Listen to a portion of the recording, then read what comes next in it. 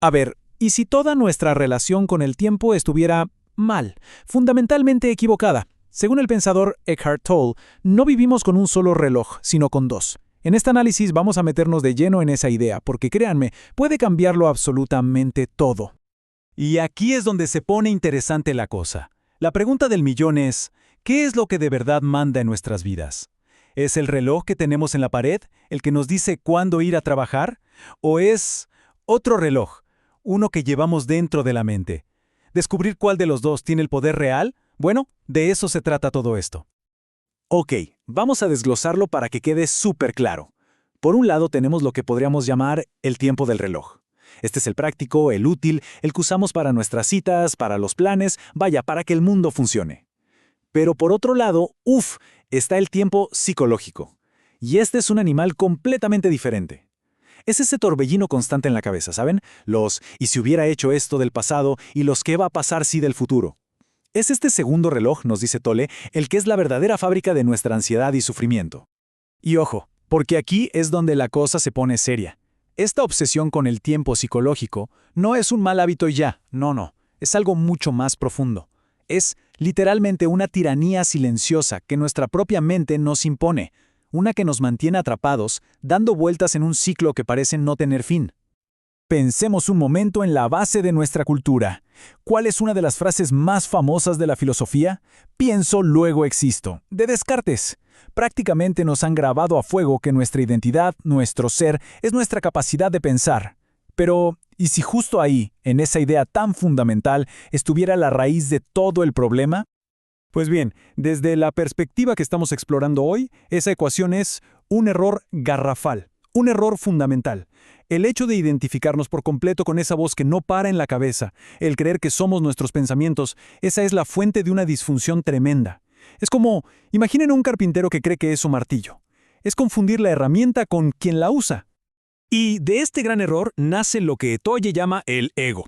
Y cuidado, no hablamos de ego como arrogancia o de tener mucha autoestima, no. Hablamos de una especie de yo fantasma, una identidad falsa que la mente construye a base de pensamientos.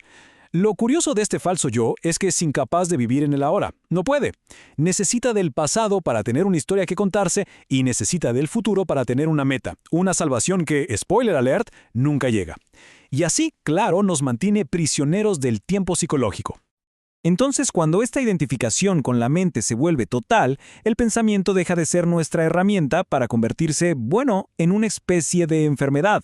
Imaginen un sistema que se vuelve loco, que se sale de control, se vuelve compulsivo, genera un ruido mental que no para nunca e incluso se inventa problemas.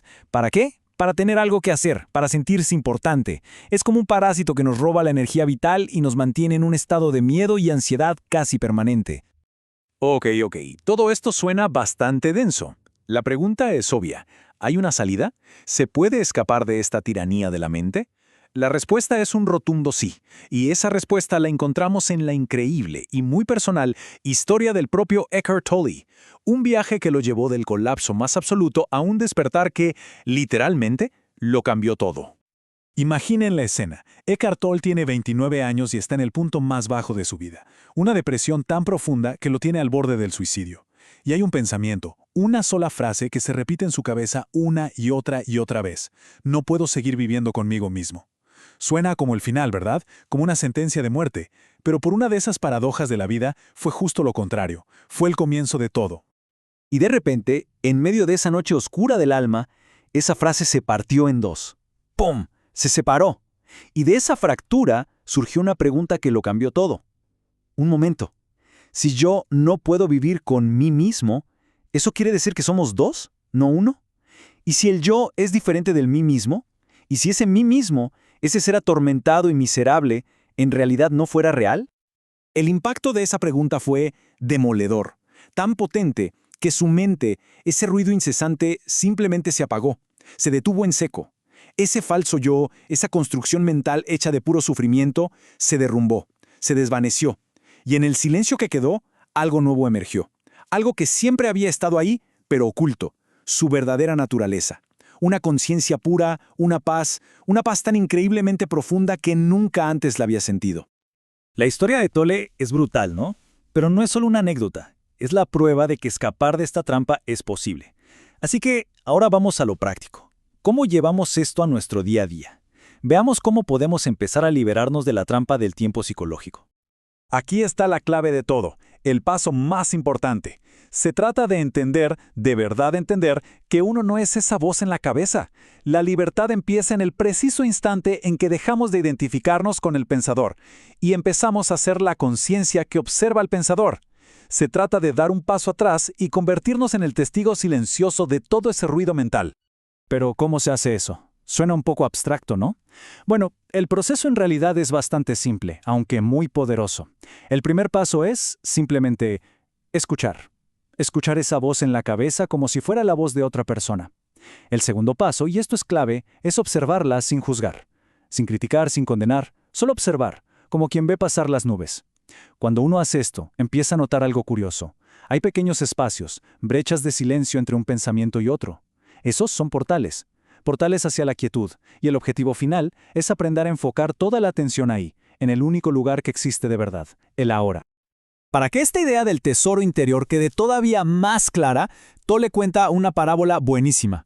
Es una historia simple, pero que da justo en el clavo sobre cómo podemos pasarnos la vida entera buscando algo que, sin saberlo, ya tenemos. La historia va así. Imaginen a un mendigo. Este hombre lleva más de 30 años sentado sobre la misma caja vieja. Día tras día pide limosna a los que pasan sin tener la más mínima idea de lo que hay justo debajo de él. Pero un día pasa un desconocido que se detiene y en lugar de darle una moneda, le hace una pregunta muy sencilla. Oye, ¿alguna vez has mirado qué hay dentro de esa caja en la que te sientas? El mendigo se queda extrañado. La verdad es que en todos esos años ni se le había pasado por la cabeza. Con un poco de esfuerzo, el mendigo logra abrir la tapa y no lo puede creer. La caja está llena de oro. Repleta. Y la moraleja, claro, es súper potente. Muchos de nosotros somos como ese mendigo. Pasamos la vida buscando afuera, pidiendo migajas de felicidad, de aprobación, de amor, sin darnos cuenta de que el tesoro más grande de todos, esa paz profunda, esa alegría de simplemente ser, ya lo llevamos dentro. A ver, que quede claro, el objetivo de todo esto no es tirar el reloj de pared a la basura y vivir sin planes, para nada. Se trata de aprender a usarlo, a ser prácticos, pero sin dejar que el otro reloj, el de la mente, nos controle la vida. La clave es dominar el mundo interior para poder vivir con verdadera libertad en el mundo exterior. Y vivir de esta manera en la práctica, ¿qué significa? Pues significa usar el tiempo del reloj para lo que haga falta, ir al trabajo, una cita, lo que sea, y cuando la tarea termina, conscientemente volver al presente. Significa encontrar una plenitud increíble en las cosas más sencillas. ¿Saben? En la sensación del agua mientras lavamos los platos, o en sentir el aire en la cara al caminar. Cuando nuestra identidad ya no depende del pasado o de lo que consigamos en el futuro, el miedo simplemente pierde todo su poder sobre nosotros. Hay un verso del gran poeta Rumi que lo resume de una forma magistral. Él decía: el pasado y el futuro ocultan a Dios de nuestra mirada. Quémalos con fuego. ¡Qué potente!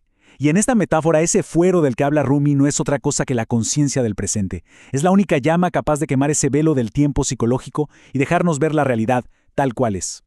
Y para terminar, me gustaría dejarles con una pregunta. Una pregunta que viene de la tradición Zen y que no está hecha para que la responda la mente, sino para sentirla. La pregunta es esta. ¿Qué le falta a este momento? Justo ahora. Si uno se detiene y ancla toda su atención aquí, en el presente, la respuesta que emerge desde el silencio es siempre, siempre la misma. No le falta absolutamente nada.